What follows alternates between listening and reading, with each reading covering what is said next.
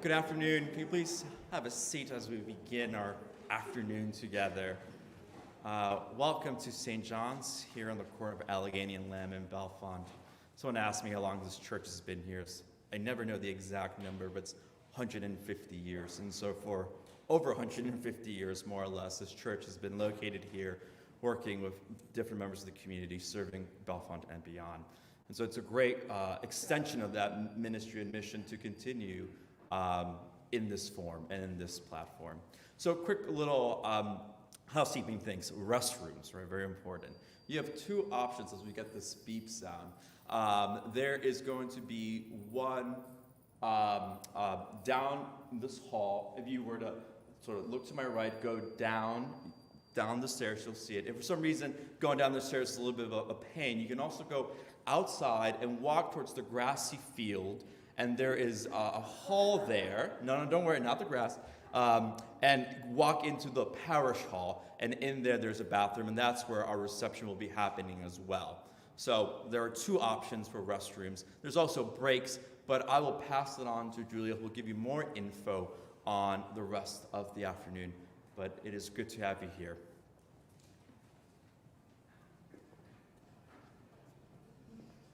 Thank you, Father Carlos. I will say that this event today is the culmination of probably a year, at least a year of conversations and emails and trying to figure out how we could do this safely. Should we do it outside? Should we follow the tradition of Out Loud in Bellefonte and try to do it in the art museum? And so I'm just so grateful that we have this large space where we can feel safe, and this church, both in the worship practice and in the reception, has COVID protocols in place. So just very grateful to St. John's for welcoming us. And I will say that Out Loud in Bellefonte, I'll just remind you, it's been so long ago, but it began in the winter of 2014 at the insistence of the late, great Colina Seeley, who said, we need poetry. We need a poetry reading. And that's how it started. And following that, every year we hosted, with the sponsorship of Bellefonte Historical and Cultural Association and the hospitality of the Art Museum, we hosted, 7, 8, 9 readings a year until the pandemic hit and we had to cancel in March of 2020 a reading by Robin Becker. So we hope to reorganize and resume. We seek new committee members. If you're interested in being part of that, talk to me. But today we're here in a kind of festival way to celebrate 5 new books. 3 of the authors are on hand. And also to welcome those who are watching remotely. The way this day will work is that we'll have readings by 2 poets, then we'll have an intermission. You can get up, get some fresh air. We'll have about a 20-minute intermission. You can buy books in the back and get them signed. And then we'll come back for about another 45-minute reading, followed by a reception, which will take place, as Father Carlos said, next door in the parish hall around 5 o'clock. And of the 5 poets celebrating their new books, Sarah Russell has since moved out of the area, so she won't be with us, but Mary Rodon will tell you a bit about her and read from her work. And Mary Mcguire, whose work I will read, could not come today due to illness, but I'm sure she's joining us on Facebook or YouTube. So I'm going to introduce Mary and read some of her work. First of all, I'll say that Mary Shay Mcguire asked me to introduce her by saying that she was my student, an older student, in the graduate program at Penn State, and I wrote a blurb for the back of her book. The book is Always the Blue Tide. And I will tell you, I found it really easy to praise her work because I've always appreciated the way Mary sees the world, both visually and emotionally. This is one of her paintings on the cover of her new collection, which was published last year by Kelsey Press. She grew up in Fall River, Massachusetts, and studied art in Paris as a young woman. She worked as an art teacher, as executive director of the Art Alliance of Central Pennsylvania, and for 12 years she taught in the English department at Penn State. Poet and fiction writer Charlotte Holmes has observed that Mary is an artist at recognizing the pattern in gardens, in a seaside cottage, and in behavior, the repetitions that create beauty and traditions as well as destroy lives. She takes on fearlessly the question of how to write about the past without nostalgia.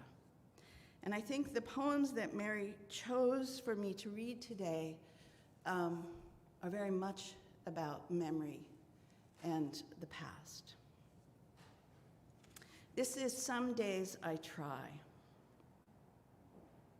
to make myself believe that I do not miss him. I tell myself that he treaded so close to not telling me what was true. But then I remember his thick curly hair. And then I begin again and again to tell myself he would love the orange skies of summer thunderstorms, the gray upon gray and hidden blue of November. I tell myself how we loved to distraction and despair. He would get lost driving. Whenever he thought of us, I would feel him coming towards me. And when we became unentangled, almost in slow motion, hand by hand, arm by arm, yet all the while we clasped the long, unbreakable thread of want.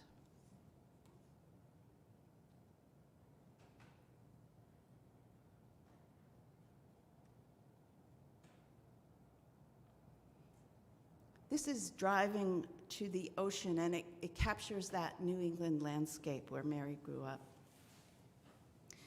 Driving to the ocean, all it takes is a white clapboard house on a winding road, and I am back. I am 7 in the back seat of the car, seeing scrubby fields, rusty trucks, when the land begins to open.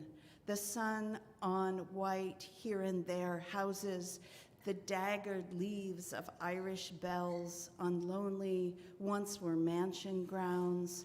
Its road whispered about each time where long ago a girl's raped dead body had been found.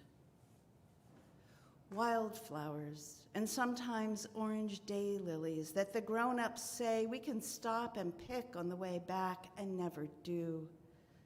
The yard with a pet monkey in a red skirt tethered on a long rope to a lone tree, her nimble fingers holding an apple that she gnaws in monkey delight.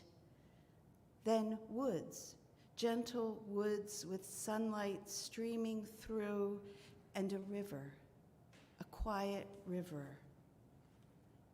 Then a hill, crests, gulls raucous overhead, and by God, we see water so blue we all laugh and laugh and laugh.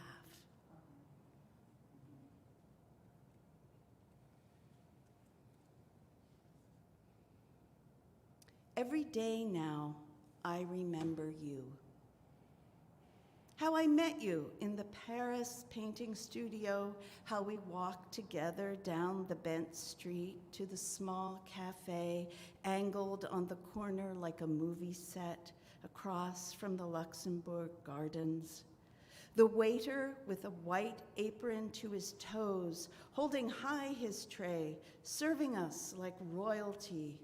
No one there but us, laughing, just the edge of love, a slight swelling of the heart, then the parting, the plans to meet every day now. I remember as I left you for the first time, walking through the great ornate gate, promise propelling my steps.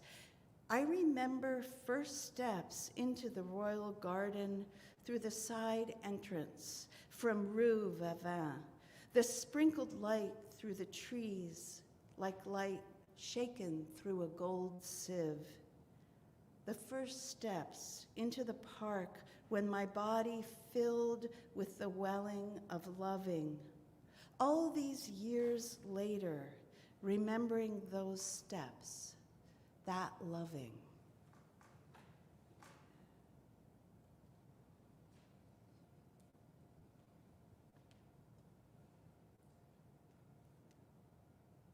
Remember, silent dusk, and now the crows, one by one, gliding to the trees until they bloomed bouquets of black.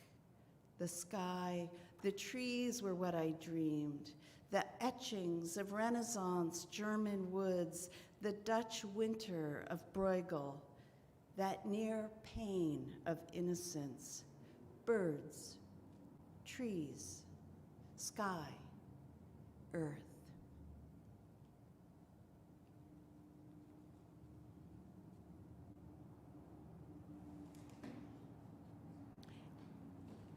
Poetry is so grounded in recollection.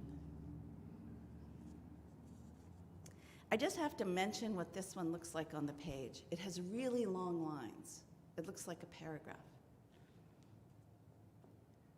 Round Pond and Pleasant Bay, Cape Cod.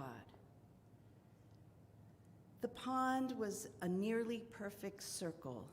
It was not totally enclosed by land, but opened at one point, forming a stream that in turn entered a large, quiet bay.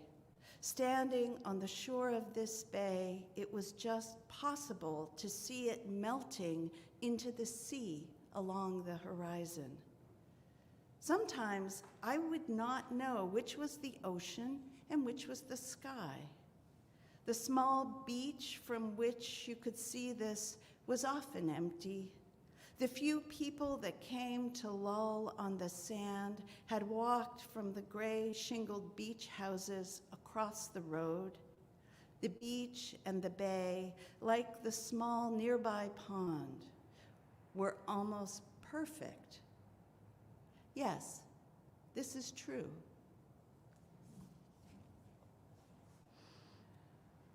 And the final poem in the book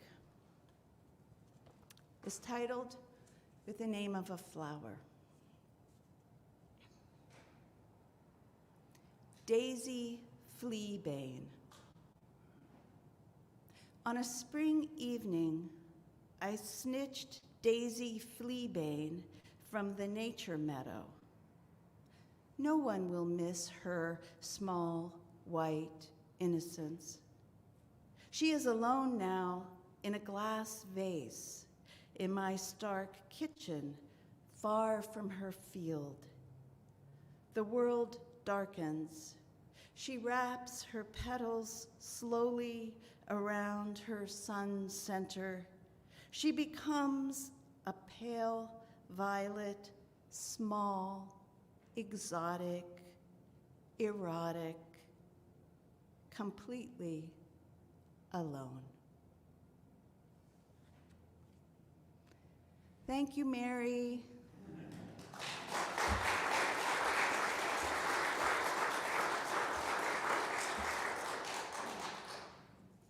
Our next reader, Steve Deutsch, grew up in the Brownsville neighborhood of Brooklyn, New York, and is a senior scientist emeritus and former head of the Penn State Artificial Heart and Cardiovascular Fluid Dynamics Lab. I think it's perfect that a heart researcher should also write poetry. He was nominated twice for a Pushcart Prize, and he is the poetry editor for Centered Magazine. His chapbook, Perhaps You Can, was published in 2019 by Kelsey Press, followed by a full-length book, Persistence of Memory, in 2020, which came out right in the midst of the pandemic. Steve's third book of poetry, Going, Going, Gone, was released last month. What I always recognize and appreciate in Steve's work is the voice. So strong, and yes, full of heart.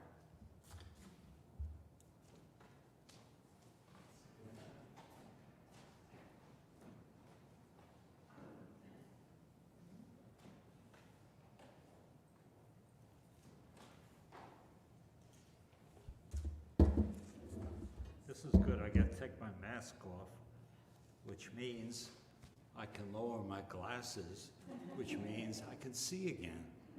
So it's working out pretty well for me. Okay, I'm Steve. I write narrative poetry. I write story poems. They're not an autobiography, although many of the people I introduce I seem to have known for many, many years. But as my dad would probably say, there's a little bit of truth in each of them. And that will lead me right into my first poem. I'll read from the two books, and then I also have a couple of poems that I'd like to read from also.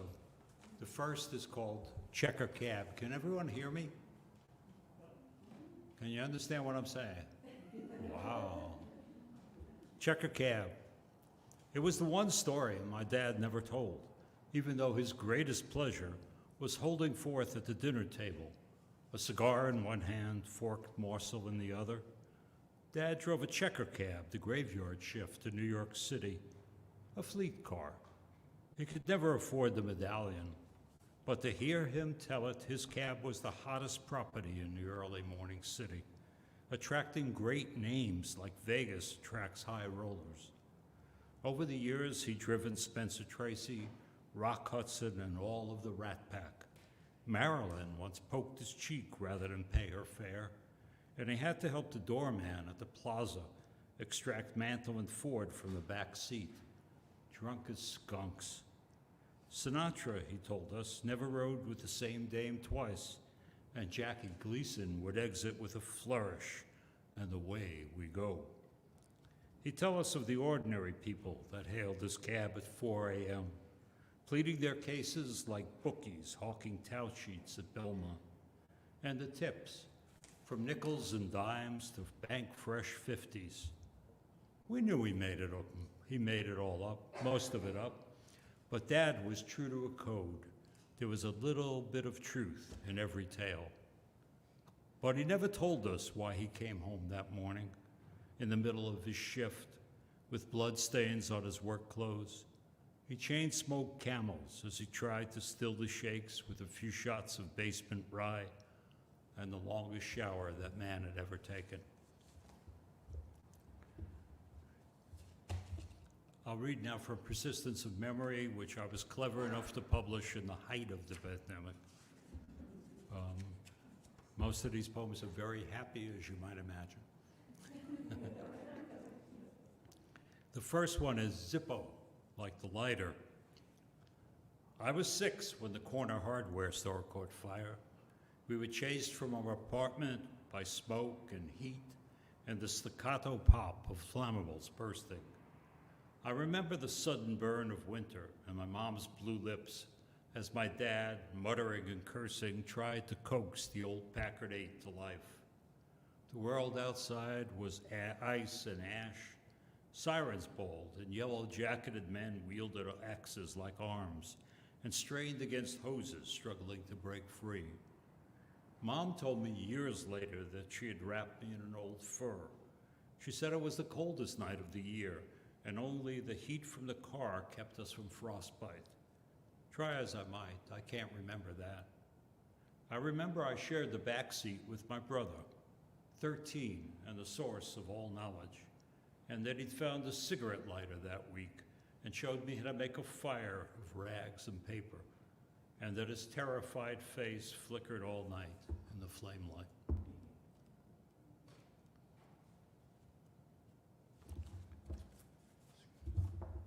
Let's try this.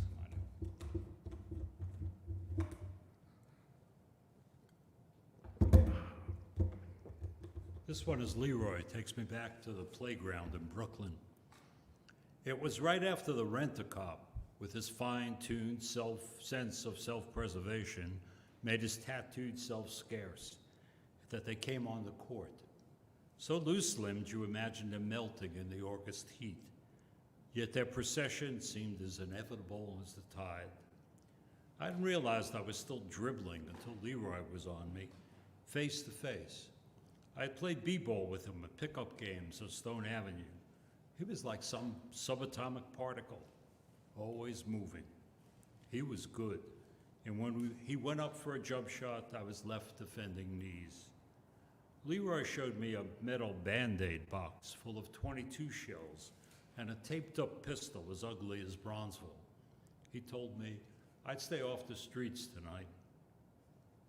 Soon after, the draft started to round up the basketball stars, the craps addicts, and the layabouts from the bowling alley. Word's Leroy flushed his subway token and took off with just his basketball and his dad's pay envelope. They haven't caught him yet, and the smart money says they never will. Perhaps he will grow old and prosperous on a court somewhere, lofting one-hand set shots over his grandkids' heads and catching only net.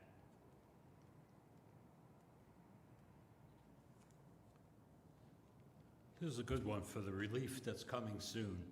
It's got the clever name of the year we all got cancer. Winter stayed. The April rain so cold it left blisters of ice on an earth as scarred and pockmarked as a landscape mired in war. We waited through the freeze and thaw, from some sign from the recalcitrant earth, anxiety growing with each passing day. The sun was of little use, peeking indifferently through the skeletal clouds as if late for an appointment on another planet. We had become a shivering muddle, a people resigned to winter, when we woke one day to wild things bursting, fields of dandelion and mustard green, and in the most desolate spot of all, a stand of wild asparagus.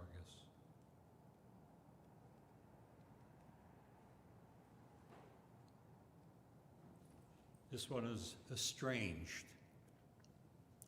I happened by the old house today. It was early evening, and the well-worn sun was just beginning to retire behind the tree line. It had been years and years, and I almost passed it by. It has been poorly kept. Someone painted the front door fire engine red, which seemed to me a cry for help. But even that has faded. The majestic beach that towered over the street is down. With hands linked, we could barely get our arms around it. I remember autumns when the leaves pooled yellow, inches deep on the front lawn, how we would wade in them. Once I thought that tree would last forever, but all things change. Even the continents are drifting apart, are becoming strangers.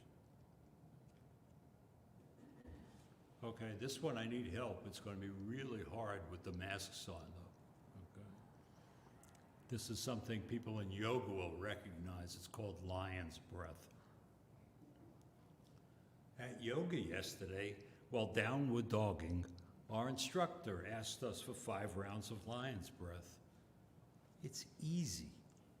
When you exhale, stick your tongue out as far as it will go, and with the gruesome face that pose ensures, make the most god-awful rasping noises. Here. Ah! More or less like that. After 2 repetitions, I began to laugh. I thought how wonderful my father would have found the practice, I imagined him lying breathing on the checkout line at Walmart during a sappy love scene at the local 12 screen and at the Insomniacs gin game under the lights in Century Village. He'd teach that technique to every child that crossed his path. And 100 years from today, his descendants would still be disrupting kindergarten nap time.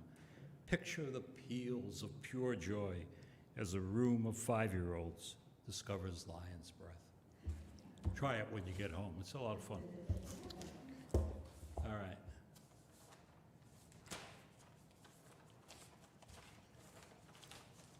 This is one of the early poems I wrote, and I'm going to read it because I'm here. Okay, it's called Flotilla. You left behind 1/2 a jelly donut, stale as last Wednesday. Some clothing, moth-eaten. 2 shoes, one black, one brown, with newsprint for the soles. You left behind a paper sack of winter warmth and poetry by Whitman, Poe, and Crane, well-fingered and browned in age. You walked into the river and left behind $4.18, which I have spent on coffee and a banana nut muffin that crumbled in its freshness. Your poetry, penned in your perfect prep school hand, was stuffed inside 2 newish socks atop the brown and laceless shoe. It's unnervingly good, but I can use the socks. I crumpled your words in their freshness and set them to sail upon the river, page by remarkable page.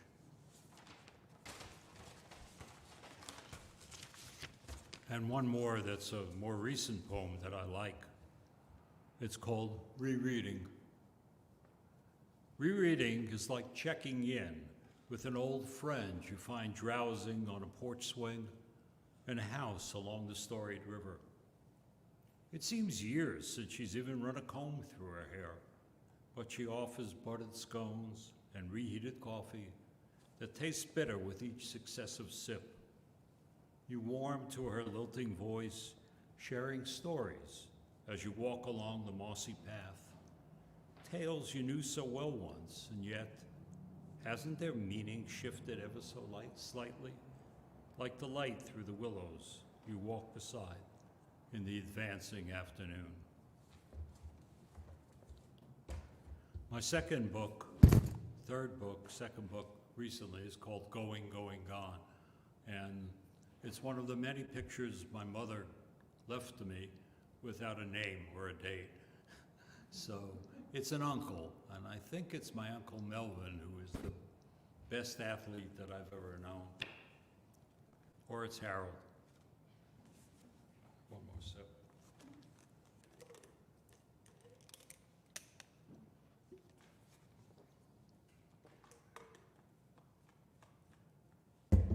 Okay, the title poem of this book is Going, Going, Gone. Here's a picture of the 4 of us by the old synagogue on Bristol Street. It's February, and our mothers have dressed us for the Arctic. Can you tell the coats are hand-me-downs? We're 6 or 7 and closer than brothers. To hear us tell it now, we were abandoned and raised by feral beasts on the savage streets of Brooklyn. But it wasn't like that. Sure, we were poor, but who wasn't? That was 1953. We've seen each other through school and war, marriage and divorce, and the promise of infants who grew and grew, only to scatter like startled sparrows. But that's not what I want to tell you. Eddie died this year, smoked for 60 years and got hit by a car crossing Amboy Street. In 1961, Eddie hit the longest home run ever in a police athletic league game. We shouted ourselves raw as he loped around the bases, even though we lost that game 12-1 to a team that never had to share gloves. The 3 of us share old stories over dominoes and whiskey on the stoop on Bristol Street. The synagogue is long gone. Soon the rich will take the neighborhood. We will pass and all those singular memories will flash out like an ancient TV tube dying, like they never were.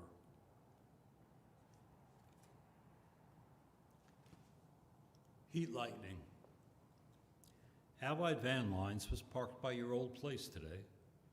Day labor gleaned from local Goodwill moved packing crates and furniture in. Yes, I pass by still, hoping for. I'm no closer to knowing where you've gone, but then, that last night, I didn't know we were saying our goodbyes. Tonight, I watched the distant flash of heat lightning create an abstract show. Like scarred painting, I can hear you say. And God, we need the rain. But that storm will offer no relief. It is somewhere else, somewhere far from here. And this is pennies. It's a great opportunity, Rich said. 100% sure thing, I responded in the voice of a circus barker. We both laughed. It took him a minute to get his breath back. We were sitting in Williamsburg on the Brooklyn side of a sluggish East River. The park was crowded with the young and hip, many with a dog or two in tow. Rich reminded me that poodles dress better than I did. I'd been hearing about his surefire scheme since we were 7 and shared a stoop outside our tenement on Lott Avenue. We were going to corner the market on wartime silver pennies, relying on our pooled resources of 50 cents a week. Since then, he's promoted 100 get-rich gambits. Not one panned out. Before she left, his wife dubbed him the scheming schlemazel. I suppose I was more like a schmeal. Now, 70 years later, he was dying, and he sat in his wheelchair in the heat of August with blankets up to his chin. I didn't know, but might have guessed this was his last outing. Can't miss, he said. Can't fail, I responded. He laughed and opened his hand to show me a single silver penny.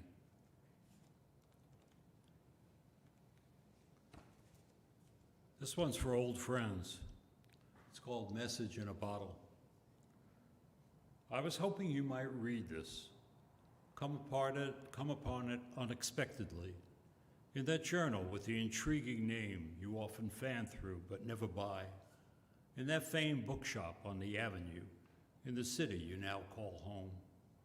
Or in a dog-eared and stained anthology, broken by age, on a crowded shelf between Ammons and Auden, in the library just down the block from the garden apartment you share with your sister, or hear it read on YouTube, accompanied by viola and cello, by that old poet whose once sonorous voice is fading faster than his face, as you wait for dinner in that care facility overlooking the once scenic lake. And you might have the urge to reach me one last time, before the meter expires on the lives we have borrowed. But better, perhaps, if not. And anyway, how? Still, I hope you're reading this now.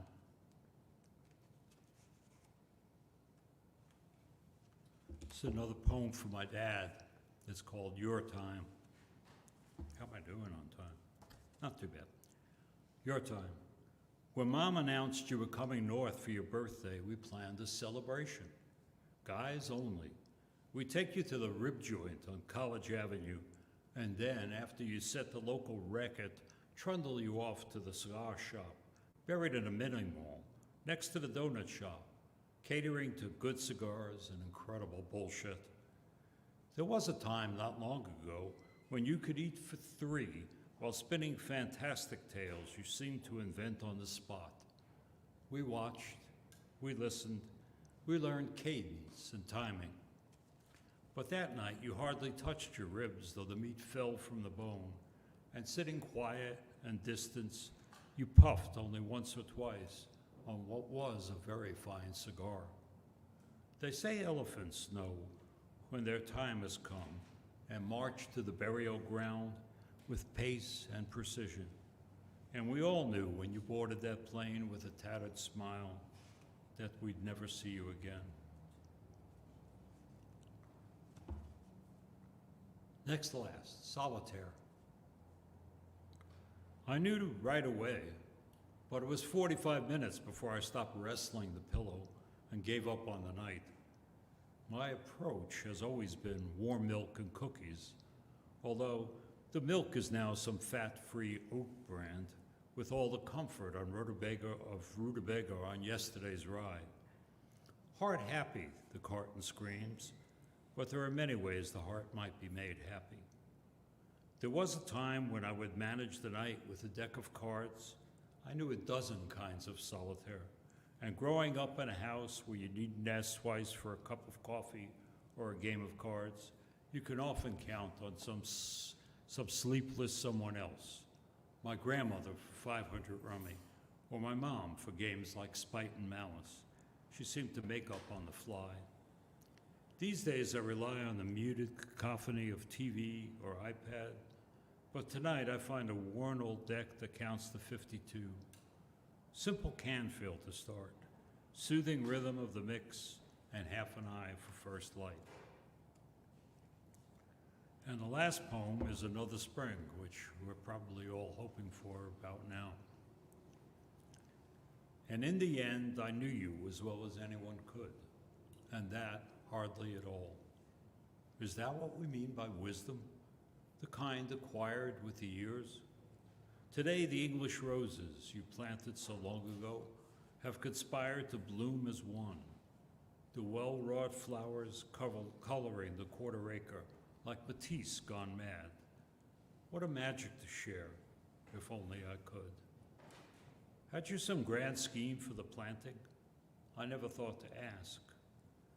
I sit in the afternoon sun and open myself to memory, but what comes instead is colorless, and I settle instead for the pitch squeals of the children next door, alive with their imaginations. Thank you. Thank you.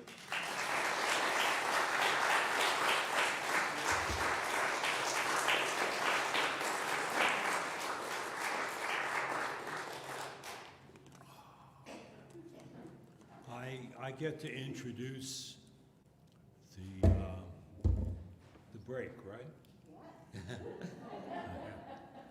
This break and I have been together for a long time. I know it personally very, very well. There's a bathroom downstairs, and there's apparently one on a field somewhere. So go in the back and, buy a lot of books, or one. And thanks for coming. Bye. Yeah, we'll resume at 4 o'clock. We'll resume at 4 o'clock. I missed the only line that was important.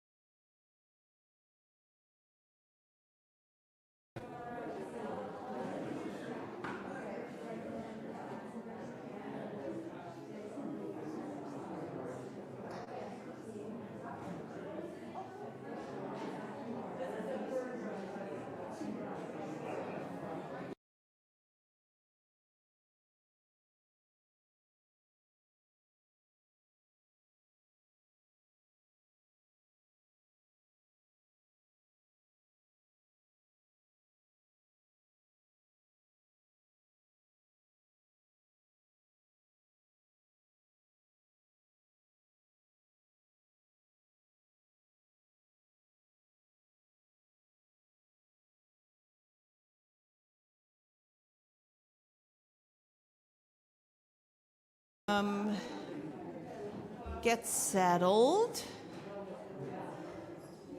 and get ready for the second half of the program. I want to thank Mary Rodon for organizing the reception, which will follow when we're done with this section of the segment of the reading. And also, please, if you want to purchase books, you can do so in the back here or over in the reception hall. And I also want to thank a generous, unnamed friend who provided for the reception. So now, Mary is going to introduce Jack, and we'll get the second half of the reading. Again, thank you all for coming, and thank you to whomever. Maybe you're here, so thank you. Jack Troy is a potter, a writer, and a teacher. He taught at Juniata College in Huntington, PA for 39 years and began the ceramics program in 1971 after directing the freshman composition program and teaching English. Oh my goodness.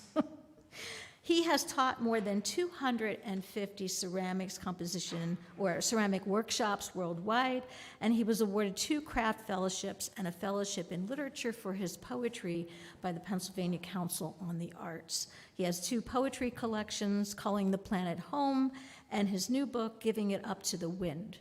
As poet Todd Davis says, Jack, quote, delights in making, whether that's throwing a clay pot or writing a poem, and he causes us to delight in it too. Get ready for delight. Welcome to Jack Troy.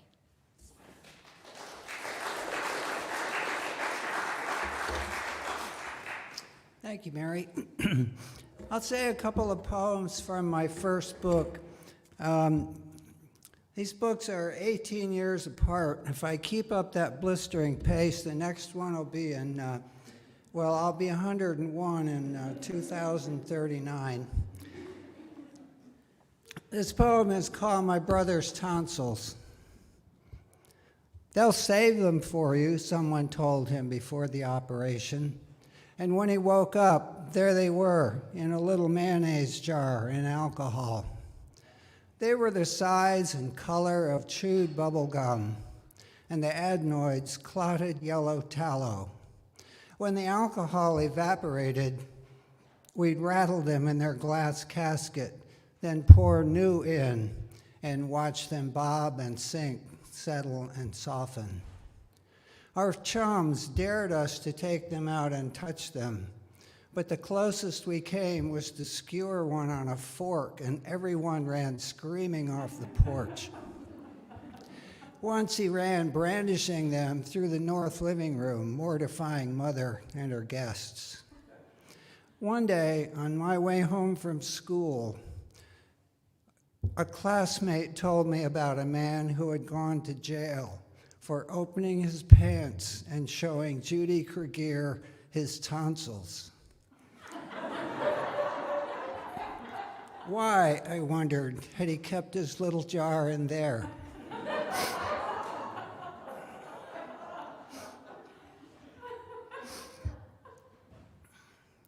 This poem's called the Big Valley Stone Poem. Visitors often ask about the weather-sculpted stone I keep beside my driveway at the base of a white oak tree. I first saw it 6 or 7 years ago at a farm auction in Big Valley. Just recently, I took a notion to go back and see if it was still there. When I drove down the lane, a young Amishman came out of the barn, and I asked if he'd seen any unusual stones. "Let's have a look," he said. In a little while, we found it in a clump of weeds. "Would you mind if I took it? I like unusual stones." "You're welcome to it. Just grab your end, and I'll take this one." Up went the stone for its first ride in a Japanese truck. I got in and rolled down the window. "I'm going to enjoy having this." "I hope you do," he said. "You ought to get around easier without that stone on your mind."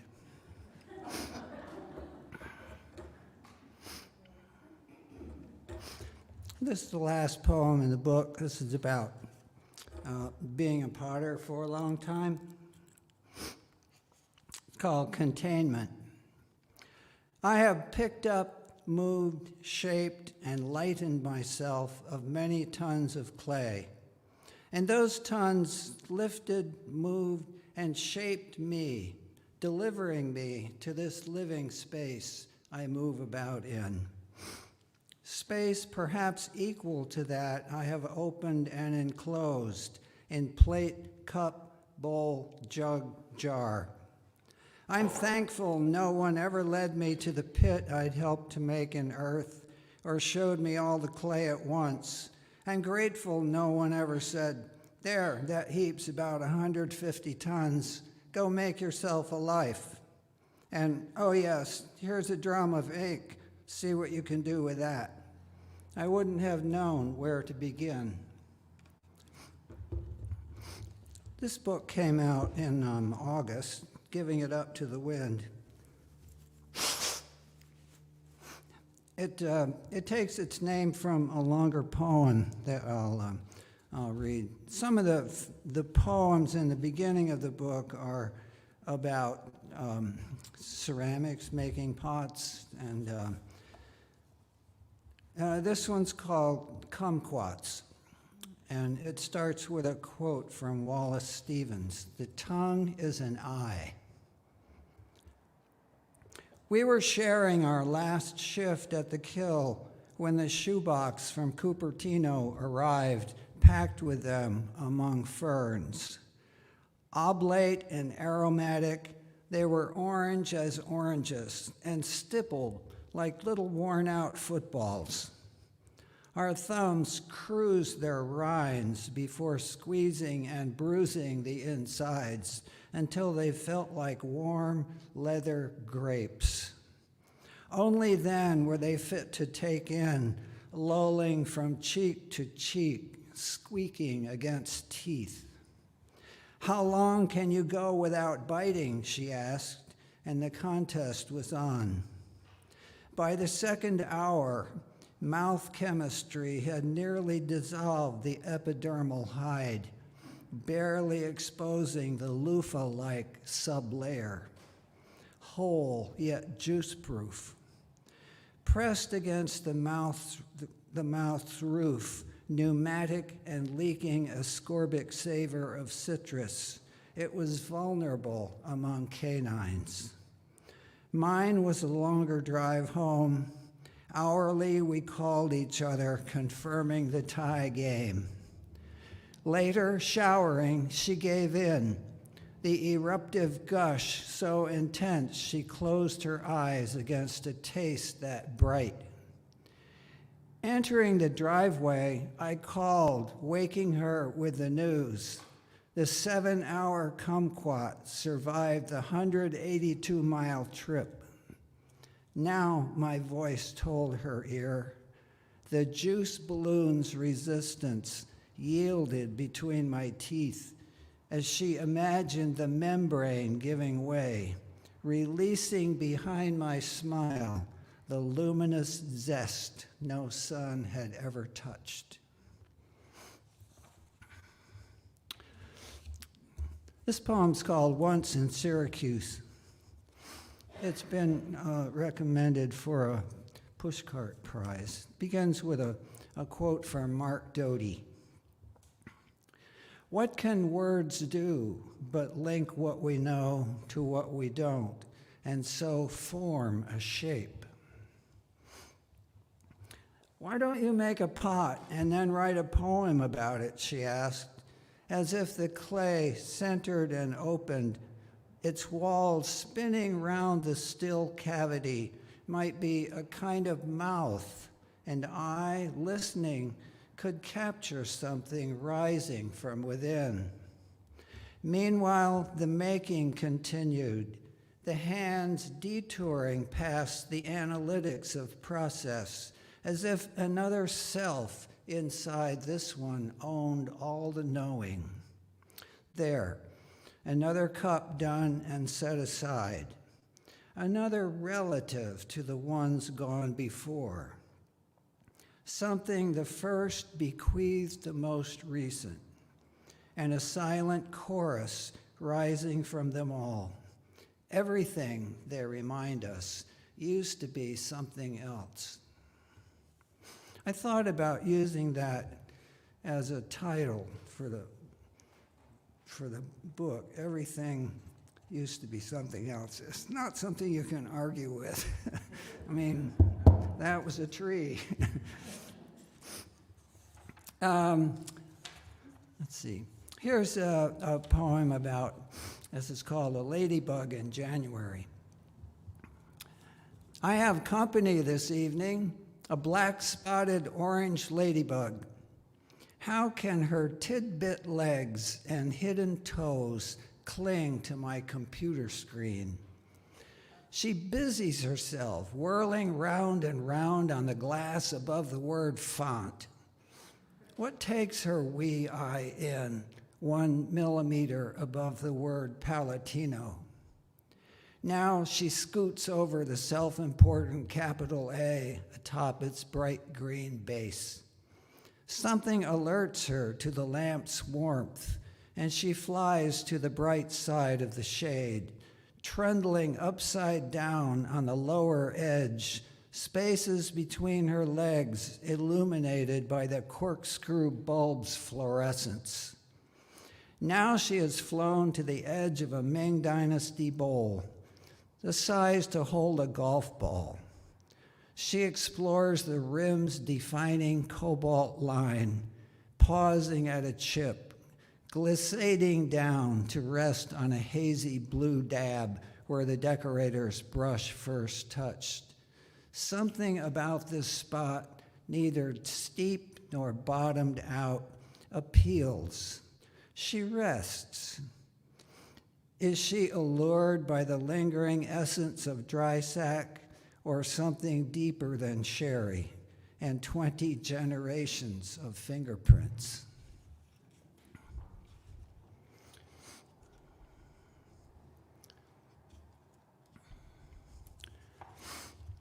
This poem's about an experience I had when I was 8 years old and my grandfather died. I think I never thought about anything in such a concentrated way as I did by his absence from my life. And I had what was really the only psychedelic experience in my entire life. Just occurred to me. And so it's called Looking for Heaven. And it begins with a quote from Emerson's Nature. I was glad to the brink of fear. When you are 8 years old, you don't know if your imagination is a tool or a toy, but it thrives in its garden of unknowings. When my grandfather died, his loss befuddled me. How does a stroke steal a person from his body? Why did whoever took him leave us unwounded, but with this new hurting? Where had they taken him in the hearse, and where was heaven? It happens to everyone, everyone said. Even our fourth grade classmate, Donna Scase, we were told, had died from eating snow contaminated by motorcycle exhaust.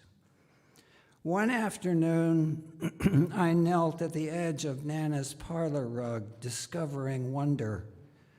Organic patterns slid like ice on glass into fractal apertures, widening to an abyss so Stygian it would take 70 years to be named Vanta Black. I clung to my life at the edge of a widening vortex, deeper than looking could see, an incision in the cosmos, mysterious enough to hold all of history and its mortal actors, a sump for every disappearance. If this was heaven, I'd knelt at its edge, praying to curiosity, the here unweaving to the hereafter.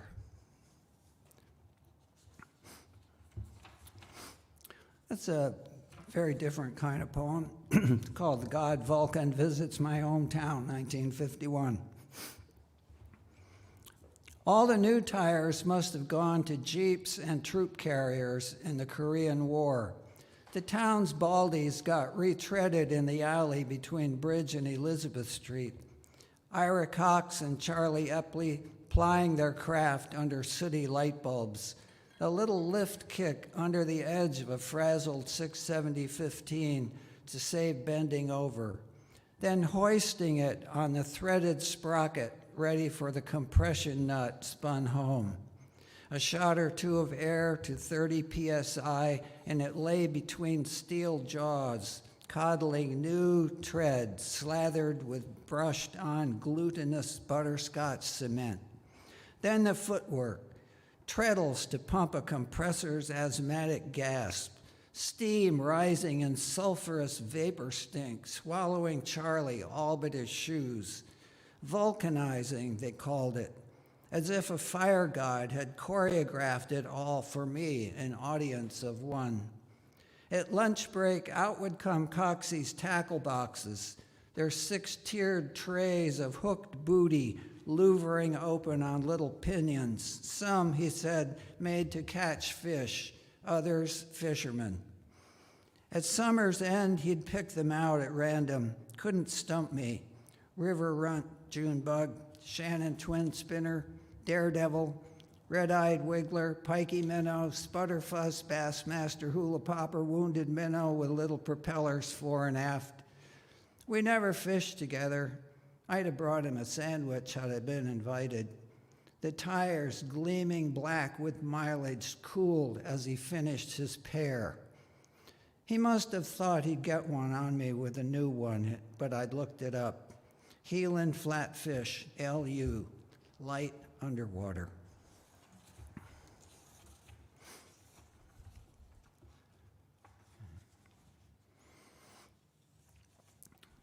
This is the poem about the title, Giving It Up to the Wind.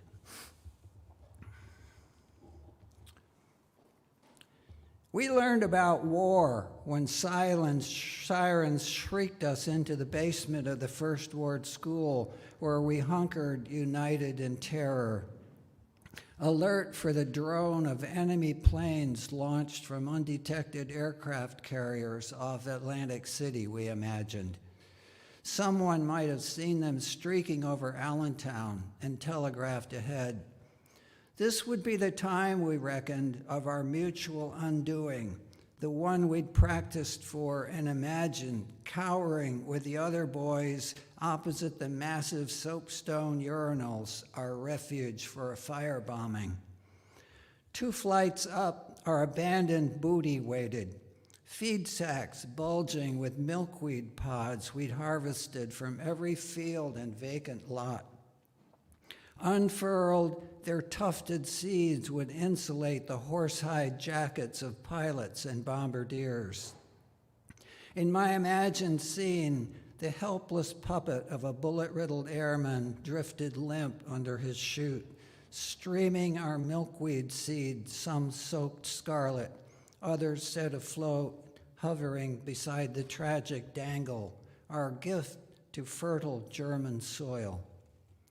When the alert signaled all clear, we traipsed chattering upstairs to learn arithmetic and money counting, arranging our flattened cans like coins on the classroom floor, composing our accounts. The little squash circles of tomato paste cans were dimes. Their lids are pennies. Flattened, the brassy caskets of sardines were dollar bills. Coinage that had held our food would turn to cartridge, bayonet, or Purple Heart. When the war ended, parents in our town celebrated the birth of the Prince of Peace, gift wrapping gas masks at Christmas. Goo-goo-eyed and dangling canisters off our chins, we sported heads like insects, breathing filtered magic air that spared our troops afield. My father took me to Elmira's army surplus store that smelled of pup tents and drabbed woolens.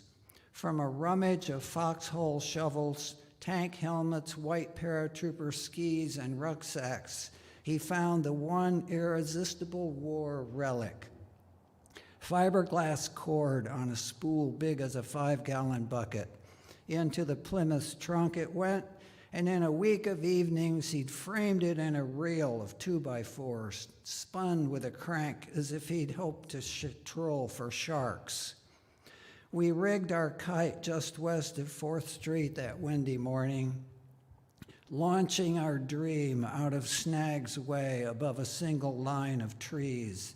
I manned the peg-down reel until it took someone 3 times my weight to pay out line gone taut enough to lift the spaniel puzzling around our feet. The war-born cord drooped of its own weight, let out yard by yard, tethering our fun to where we stood, guiding our eyes out to the speck distance was beginning to digest. We stared out there, failing to make telescopes of our eyes. Can you see? We'd nearly half the spool left when he dug his heels in, grabbing the crank that aimed to break his wrist if he let go. Jesus, he said, looking up there. Jesus, I said, the first time outside church. He shook his fingers loose, looking at the long trajectory of our success, then turned his head against the cord, snuggling it in with a finger into his ear, reaching to pluck the outstretched cord. Squinting, he looked as if he couldn't hear it right with both eyes open, as if he'd heard a heartbeat in the wind or single note pitched from another world. Bending, he showed me how to finger it in like an extra nerve. There was a whirring when he plucked it and a kind of thud, but I waved him off, reaching out, tweaking a tone of my own, achieving, if he saw it, the squint in my own eye. Now, powerless against the single-finned swimmer strung out of sight and lunging its way south, he handed me the blade. I wanted to keep it alive, the tireless wraith in the cirrus ocean above. I made it last, scraping my way through, thread by thread, the miraculous war fibers, releasing one by one the tension of something screaming to be freed. With a ping buzzing our ears, lightening us, we offered it to the vastness and to the wind. And just a couple more.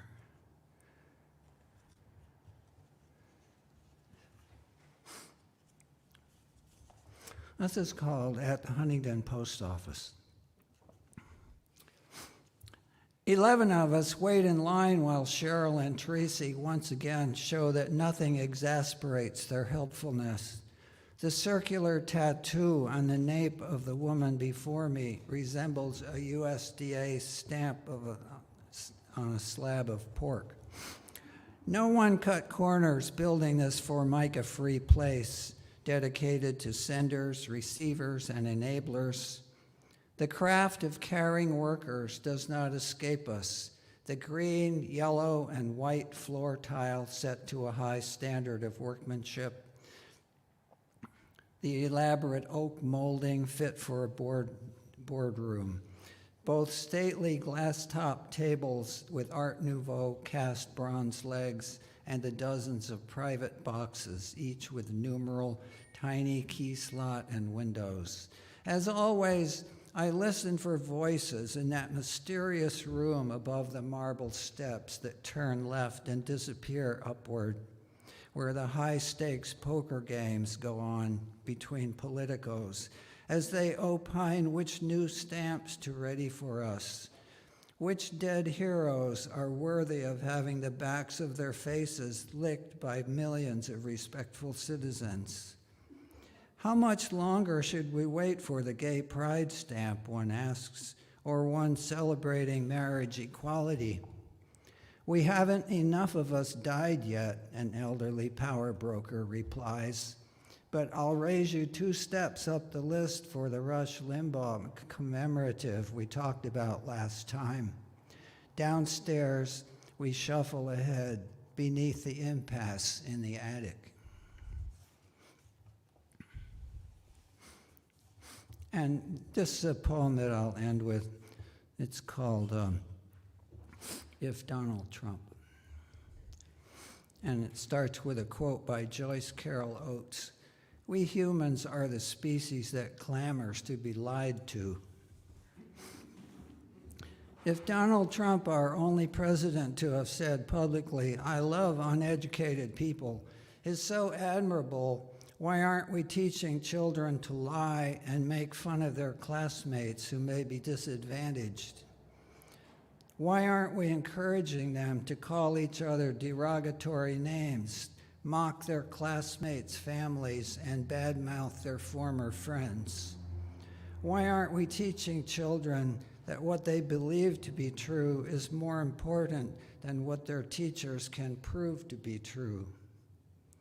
When should children learn how to bully and develop that skill so well they will be admired by those who don't know any better? What is an appropriate age for a child to be taught to follow the president's example and treat people from different cultures as if they were less worthy? How old should a child be to learn that apologizing is for sissies? Thank you.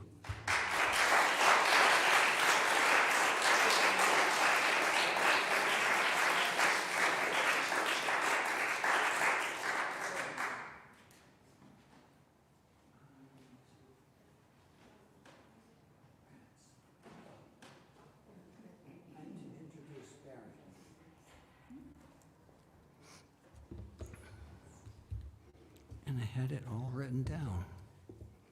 I'm going to read Sarah first. Yeah. Oh, okay. All right.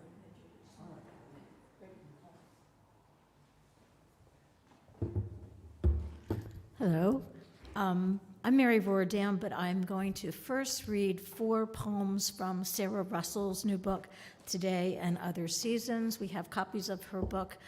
Sarah, hello out there in what we used to call TV land. I don't know what we call it now. But if you don't know Sarah, you may have encountered some of her good work through the Poetry Telephone Booth, which was at Webster's for quite some time, and I'm not quite sure where it is now, but I think it's still alive and well. So anyway, these are poems that follow the seasons, and I'm gonna end with spring because I think we need to end with spring. So I'll begin with a summer poem first. This is called Dandelions. Spike-haired, brass blonde, they invade the bluegrass suburbs where blades form a passive sameness, if tended as intended.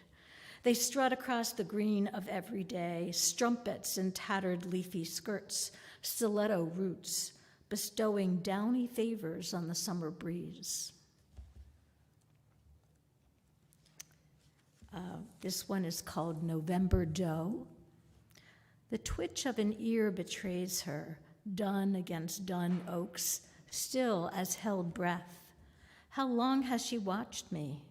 I look beyond for others, but she is alone, fat from summer grazing, her coat already woolly for January's snows.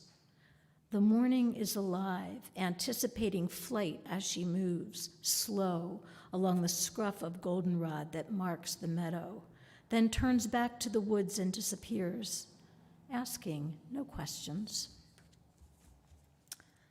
And for winter, Winter Hawk. Silent sentry in a ravaged tree, his fields once tall with corn, now snow-stipped stubble. He accepts the unforgiving wind, the cold, thin light, not wishing for tomorrow or warmth or spring, alive only in what is. Suddenly he rises on fierce, decisive wings. his crimson tail as brilliant in the January sky as truth.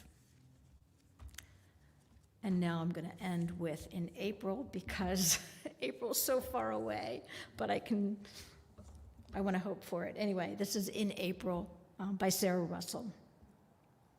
I wake to birds calling to spring and rain, slow and steady, nudging the tulips. In the gray of my morning walk, forsythia create moments of sunshine against the monotone of clouds. Blossoms tumbling down the hillside like children laughing. Thank you, Sarah. Sarah Russell also helped organize, I think, 3 of the 4 books on sale. So that's another thank you to Sarah.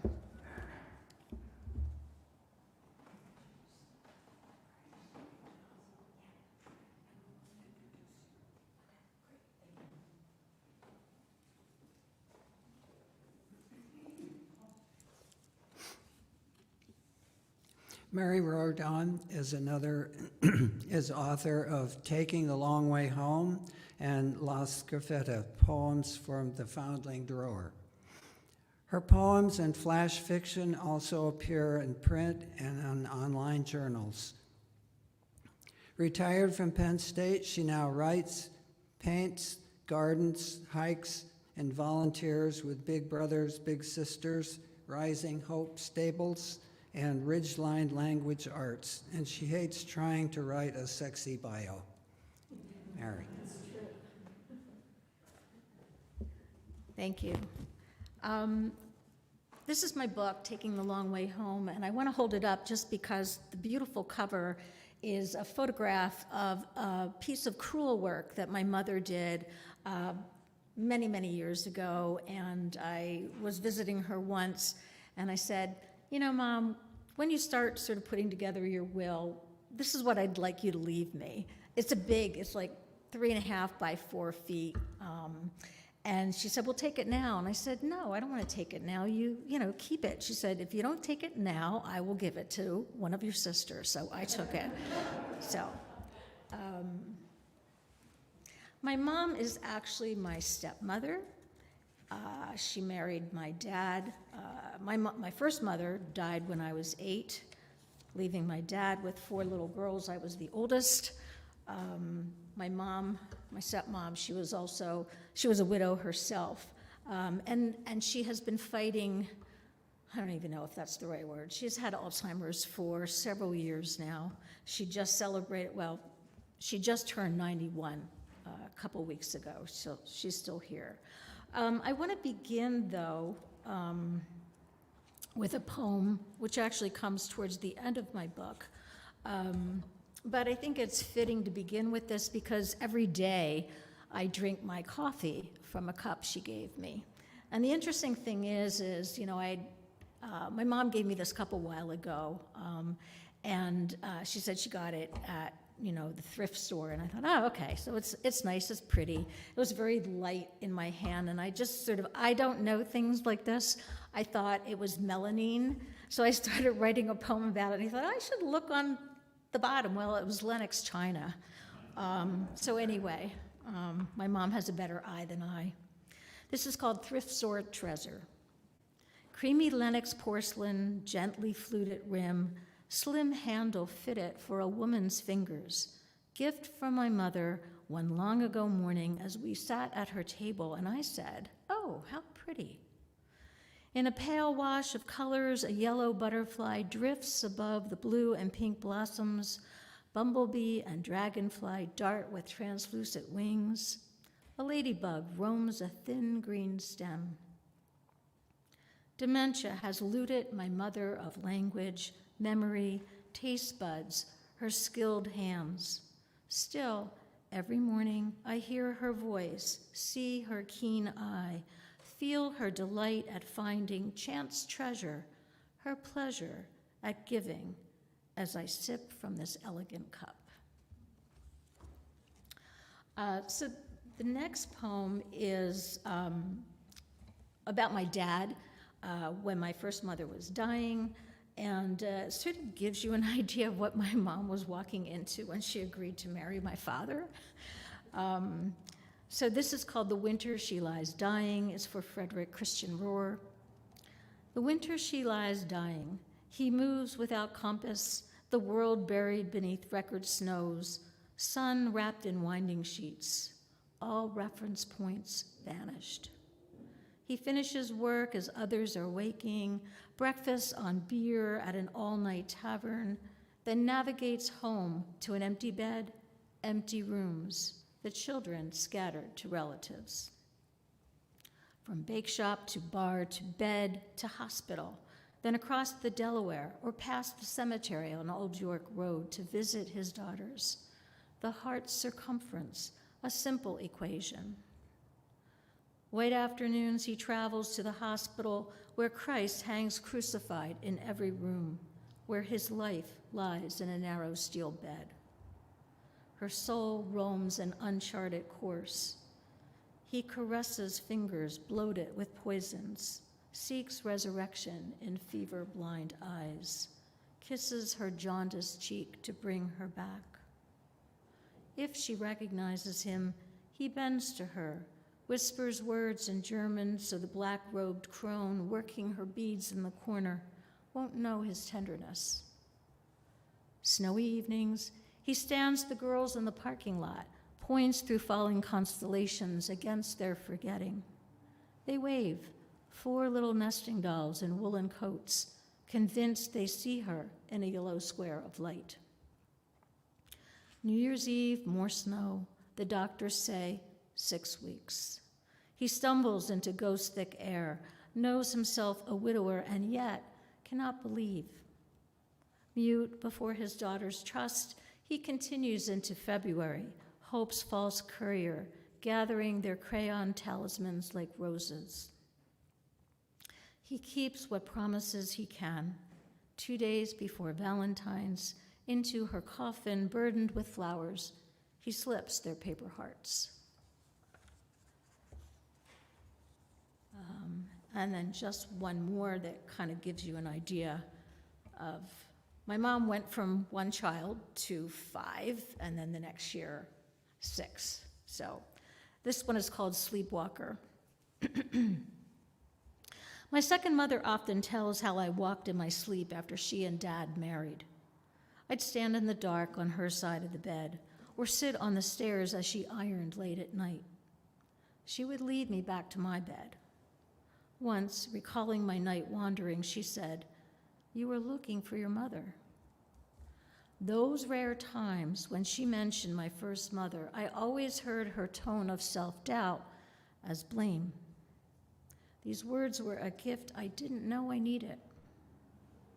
I think of my 9-year-old self yearning for a face I no longer remembered clearly. Was I keeping watch against losing this second mother too? I'm sorry, I'm losing my voice, which is not a very good thing to do. Lest you think that it was all doom and gloom in my house, it was not. We were a party house.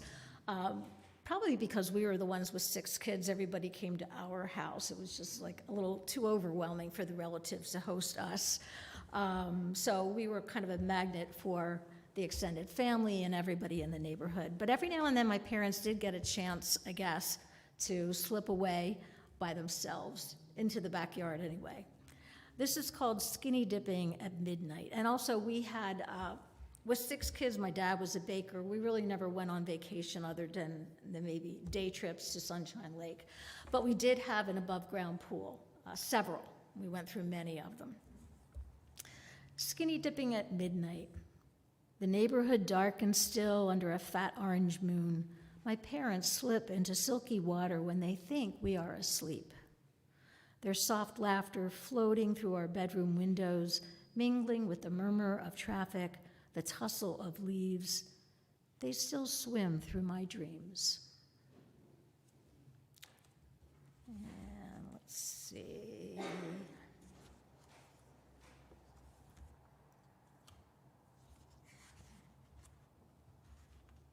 I'm not quite sure. I think I've lost. Oh, let me also read this one here. My mother, music was so important to my mom. It's still one of the few ways that that she responds. She responds to music. She grew up singing. She was in the church choir. She was in a number of German women's choirs. And her friends were all in the choirs too. And we used to call them the La La Girls. The La La Girls. We call them the La La Girls, my mother and her Deutsche chorus harmony friends who laugh together like teenagers, gather at each other's homes for Kaffee mit Kuchen, lavish their tables with candles and flowers. Their voices soar and swoop like birds, the chance English word, a flash of iridescent green feather. This next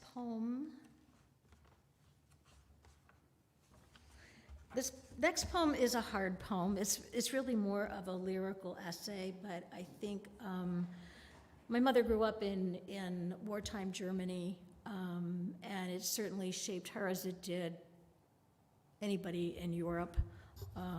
Less so here because we didn't have fighting on our soil. This is called War Stories. 1. My mother and I sit at her kitchen table. Our coffee cups glow in late afternoon light. My father, sweaty from yard work, snores in his orange living room chair. Perhaps it is the smell of cut grass filling the house. She tells me how French Moroccan soldiers marched through her village after Germany surrendered. They were given one day to do whatever they wished with the German women and girls. Her father hid her and her sisters behind the dovecote above the attic eaves. As she speaks, straw scrapes my skin, dust of droppings catch in my throat. I listen for my daughter napping in the next room. 2, Memorial Day. Small flags line the walk. Inside, lingering over schnapps and Apfelkuchen, my father and his friends swap war stories. How Hiroshima saved my father from the march on Tokyo and certain slaughter. The horrors of the Battle of the Bulge. In the kitchen, my sisters and I scrape plates, load the dishwasher, gossip. My mother makes another cup of coffee, scoops whipped cream into a clean dish. Begins a story about playing truant in a neighbor's field. A soldier found her, pulled her deeper into the grass. My sisters and I stopped laughing. Her hair hung to her hips in straw-colored braids. She was 14, not yet menstruating. An officer suddenly appeared, took my mother's hand, brought her home to her father. I look up. My daughter stands in the doorway, ponytailed, narrow-hipped, 14. 3. My father has been dead nearly 5 years. My mother has grown old. She no longer drives. She worries someone peers in her windows at night. Her refrigerator contains only milk, butter, a few eggs, some apples, mustard. The house where my parents raised 6 children, where they baked together for 45 years, where they laughed and squabbled over countless meals and games of Scrabble. That house is up for sale. She will move to a 1-bedroom apartment that is easier to manage. There's so much to go through, so much to divide among family, give away, throw out. We take a break to run errands. It's a beautiful May afternoon. We visit the cemetery, plant snapdragons and marigolds where my father's family lies. It's something that they did together. Afterwards, we drive to Walmart to buy plastic storage bins. Suddenly, in the parking lot, she returns to that day in Germany. This time, she says she was only 9 or 10. From the dovecote, she and her sisters watched gaunt soldiers tear her mother's few remaining chickens apart and eat the bloody flesh. The Walmart cart my mother pushes towards the entrance steadies her. Now in her story, she is older, 13 or 14, cleaning her aunt's house. She steps outside to hang wash rags to dry. There's no soldier in a field. There are many, a ring of them. They take her to the barn. An officer appears. The officer says he will spare my mother if her older cousin, a girl of almost 20, takes her place. The shopping cart bumps across the broken macadam. The night before, we sat in the kitchen sorting a shoebox of old German photos. In the soft gold light, she stared at a black and white picture of a stout, middle-aged woman with wavy hair, a cousin. She spoke a name she had never mentioned before. She sat quietly. Then she picked up another photo, blur, of a child moving.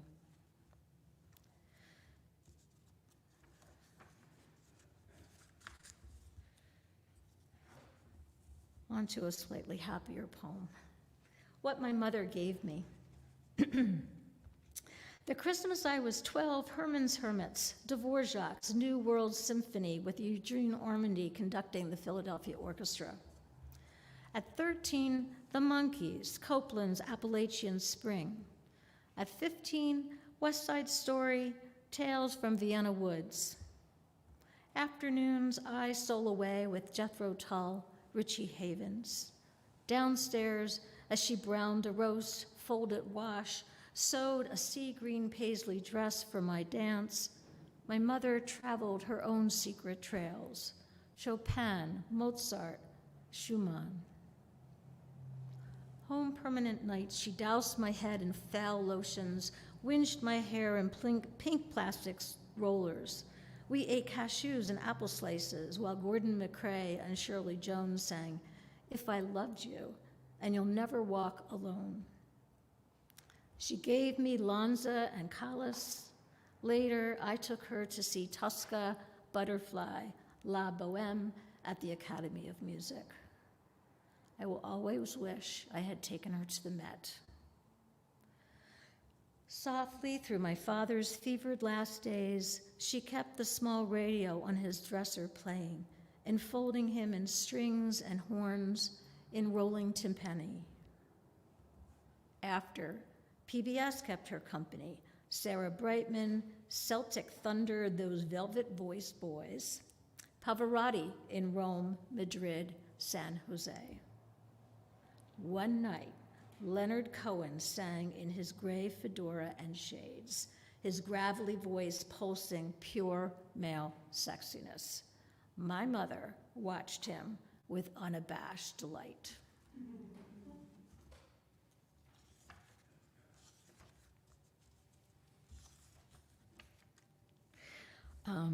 We doing okay with time? Yeah, okay. So everybody probably has pieces of furniture that just say home, that call back family members long gone. Usually we don't want them in our homes anymore, but they're still there. So we had the orange chairs. They were not quite orange. They were sort of like a burnt orange with brown flecks. They're not as hideous as they sound. Ode to the orange chairs. A sister texts the family. Last call. The orange chairs go to the dumpster today. Side by side in their orange chairs, my parents watched Carol Burnett, Everybody Loves Raymond, Dad dozing, Mom mending or knitting. In winter's hush, they listened to Handel and Brahms, watched snow fall beyond the glass, the halo of Dickens' village houses glowing on the wide sill. Dad's last Thanksgiving, we gathered for a photo. Mom leaned against him in his orange chair, kissed his cheek. Grandkids sat at his feet. New Year's, in his chair, his heart stopped. Revived, he returned to us for one more month. On Super Bowl Sunday, the hospice nurse said, soon, maybe a few days, a day, tomorrow. Two of us knelt beside our mother in her chair. We held her hands, held her, told her what she refused to know. Later, she moved to a small one-bedroom. The orange chairs, cupping memories of home, helped make a new home where we sat together watching old shows with coffee and cake or red wine and brie. We paged old photo albums that kindled stories. The stories grew darker, bitter, jumbled. Another move, another winnowing. We crammed the orange chairs into assisted living. When a neighbor found her pushing her walker in the street 3 blocks away, heading home to Germany, the facility kicked her out. We searched for another nursing home. She shuttled between our houses. The orange chairs moved to storage. Now she lives in a narrow room, a narrow bed, narrow closet. A few family photos, her stuffed dog, a comforter she knit in another life. The orange chairs go to the dumpster.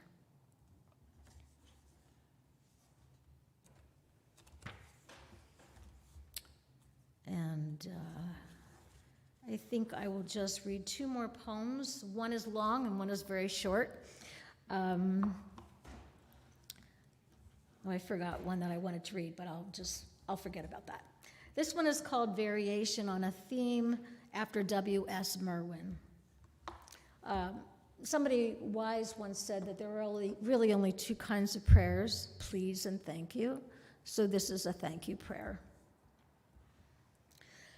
Thank you, my sisters, my brother, my nieces, who take turns visiting each Saturday and Sunday, and sometimes a Tuesday or Wednesday evening after work, bringing her sweet, milky coffee and mini donuts, or grapes and tangerines, and sometimes nail scissors and candy-colored polish, and now and then one of their dogs whose tender eyes need no look of recognition, whose velvet ears need no words of sense. Thank you to the women and the men, too, who work for little pay in what must be deep, deep boredom, who bathe her and change her soiled clothes, who rub her hands with Nivea, her slack arms and swollen feet, who hold the spoon to her trembling mouth when she forgets what a spoon is for. These young women with hopes for more as they work their way through double shifts in nursing school, whose dark skin and shining hair and accented English my mother will sometimes comment on. And thank you to the older aides with bad knees and bad teeth, whose backs are bent, and yet they lift my mother, dress and undress and dress her, and who sometimes when she throws her walker or raises her arm to strike, can diffuse and soothe her when none of us can, and take her blows when nothing can calm her. And thank you for those few years when she and I found at last an artless, easy delight in each other, for our long overnight visits and drives through Pennsylvania countryside, where memories of her German girlhood burbled up, and our leisurely mornings of coffee and music that unlocked so many stories of her joys, regrets, the people she loved, her sorrows and pleasures, her pride in all she made, her brown eyes warm and clear.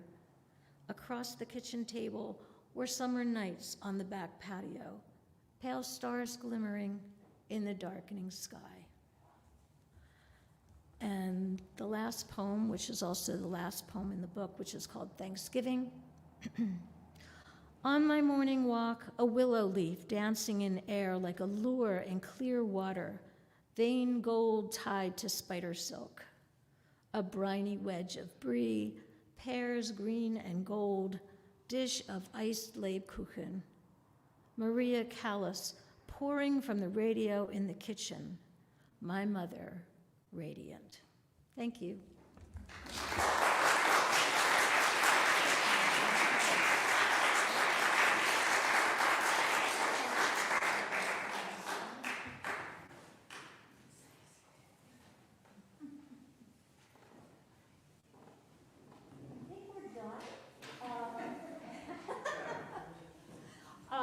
I hope you will join us. We have a reception. It's just a couple doors down, right? Okay, yes. Thank you.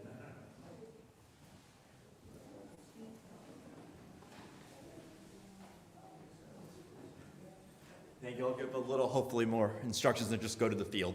So walk out from the door you came in and turn left towards the field. You're going to walk by a house that has a sign that says Canterbury House. Do not go in there. That's my home. The next door, the next building, you'll see a sign that says Parish Hall with a little ramp going up. Open that up, and there is wine, some drinks, and some cookies, and some time to be together. The one thing we ask is, try to keep some distance. And the room is wide open, so on purpose for that. So thank you for being here, and enjoy the rest of your night.